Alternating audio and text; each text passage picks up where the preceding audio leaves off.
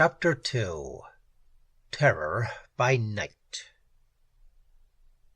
That was the setup that confronted a.k.a, and one cannot blame him for beginning to wish it had been a simple case of murder. A few hours ago it had seemed bad enough to have Callisto's no-murder record broken, but from there it got worse. He did not know it then, but it was going to get still worse, and that would be only the start. It was 8 in the evening now, and a.k.a. was still at his office with a copy of Form 812 in front of him on the duraplast surface of his desk. There were questions on that form, apparently simple questions. Name of deceased, Willem Deem. Occupation, proprietor of book and reel shop. Residence, apartment 8250, Sector 3, Callisto. Place of business, shop 9364, Sector 3, Callisto. Time of death, approximately 3 p.m., Callisto Standard Time. Cause of death.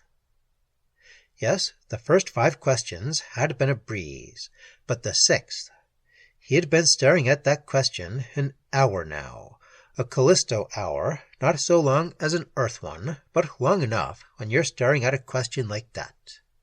But confound it, he would have to put something down. Instead, he reached for the visiphone button, and a moment later, Jane Gordon was looking at him out of the screen. And a.k.a. looked back, because she was something to look at. "Hello, Icicle," he said. "Afraid I'm not going to be able to get there this evening. Forgive me." "Of course, Rod. What's wrong? The Deem business?" He nodded gloomily. "Desk work. Lots of forms and reports I got to get out for the sector coordinator."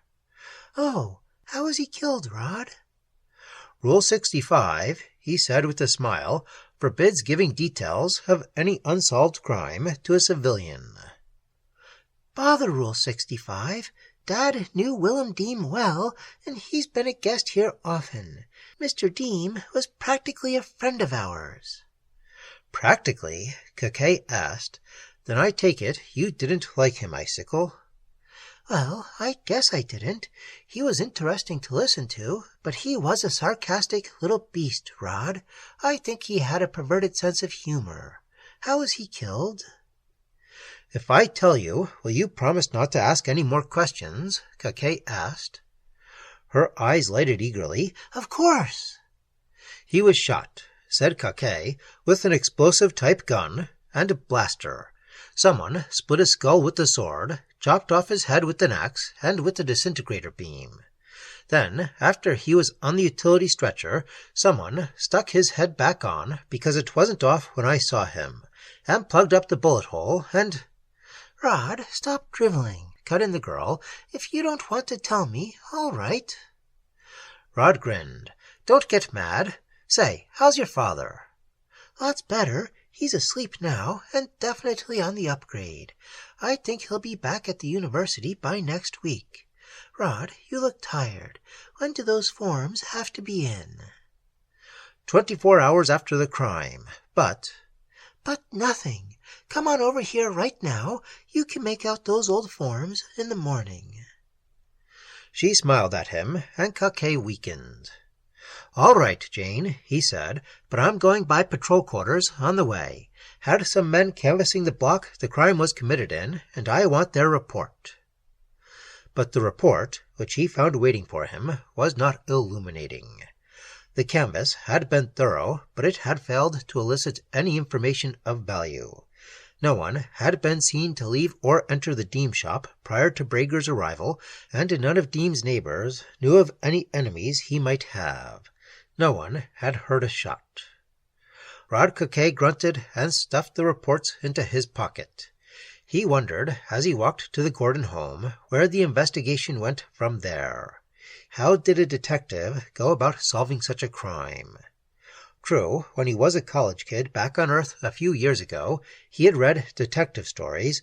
The detective usually trapped someone by discovering a discrepancy in his statements, generally in a rather dramatic manner too. there was Wilder Williams, the greatest of all the fictional detectives, who could look at a man and deduce his whole life history from the cut of his clothes and the shape of his hands. But Wilder Williams had never run across a victim who had been killed in as many ways as there were witnesses.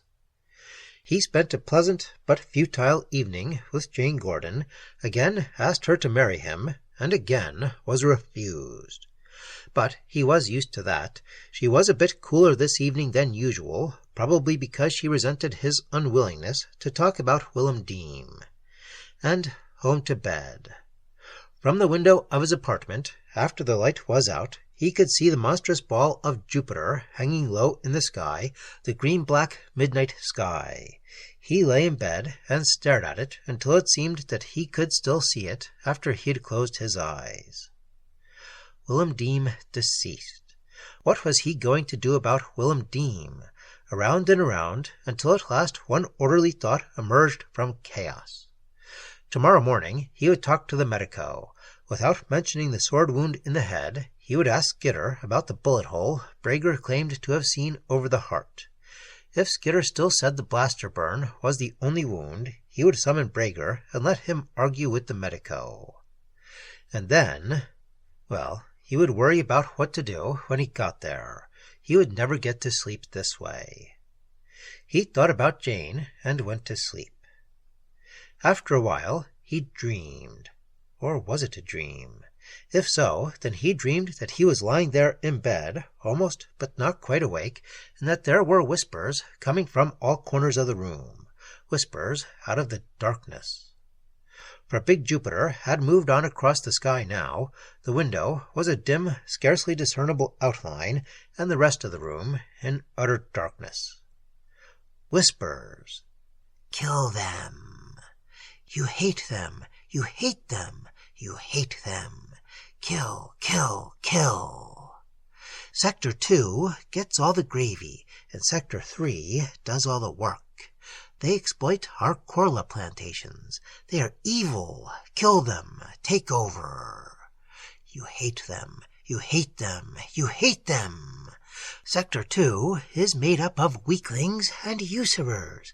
They have the taint of Martian blood. Spill it. Spill Martian blood.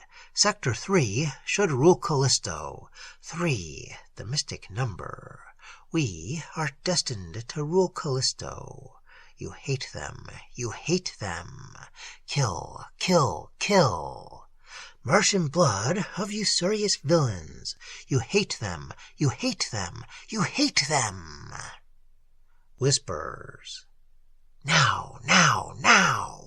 Kill them. Kill them. 190 miles across the flat plains. Get there in an hour in monocars. Surprise attack. Now, now, now. And Rod Coquet was getting out of bed, fumbling hastily and blindly into his clothing without turning on the light, because this was a dream, and dreams were in darkness. His sword was in the scabbard at his belt, and he took it out and felt the edge, and the edge was sharp and ready to spill the blood of the enemy he was going to kill. Now it was going to swing in arcs of red death, his unblooded sword, the anachronistic sword that was his badge of office, of authority. He had never drawn the sword in anger, a stubby symbol of a sword, scarce 18 inches long. Enough, though, enough to reach the heart, 4 inches to the heart. The whispers continued. You hate them. You hate them. You hate them. Spill the evil blood. Kill, spill, kill, spill. Now, now, now, now. Unsheathed sword in clenched fist, he was stealing silently out the door, down the stairway, past the other apartment doors. And some of the doors were opening too. He was not alone, there in the darkness. Other figures moved beside him in the dark. He stole out of the door and into the night-cool darkness of the street, the darkness of the street that should have been brightly lighted. That was another proof that this was a dream. Those street lights were never off after dark. From dusk till dawn, they were never off. But Jupiter, over there on the horizon, gave enough light to see by. like a round dragon in the heavens, and the red spot like an evil, malignant eye. Whispers breathed in the night, whispers from all around him. Kill, kill, kill. You hate them, you hate them, you hate them. The whispers did not come from the shadowy figures about him. They pressed forward silently, as he did. Whispers came from the night itself, whispers that now began to change tone. Wait, not tonight, not tonight, not tonight, they said. Go back, go back, go back. Back to your homes, back to your beds, back to your sleep. And the figures about him were standing there, fully as irresolute as he had now become. And then, almost simultaneously, they began to obey the whispers. They turned back and returned the way they had come, and as silently. Rod a.k.a. awoke with a mild headache and a hungover feeling. The sun, tiny but brilliant, was already well up in the sky. His clock showed him that he was a bit later than usual, but he took time to lie there for a few minutes, just the same, remembering that screwy dream he'd had. Dreams were like that. You had to think about them right away when you woke up, before you were really fully awake, or you forgot them completely. A silly sort of dream it had been, a mad, purposeless dream, a touch of atavism, perhaps. A throwback to the days when peoples had been at each other's throats half the time, back to the days of wars and hatreds and struggle for supremacy. This was before the Solar Council, meeting first on one inhabited planet and then another, had brought order by arbitration, and then union. And now war was a thing of the past. The inhabitable portion of the solar system, Earth, Venus, Mars, and 2 of the moons of Jupiter, were all under one government. But back in the old bloody days, people must have felt as he had felt in that atavistic dream. Back in the days when Earth, united by the discovery of space travel, had subjugated Mars, the only other planet already inhabited by an intelligent race, and then had spread colonies wherever man could get a foothold. Certain of those colonies had wanted independence, and next, supremacy.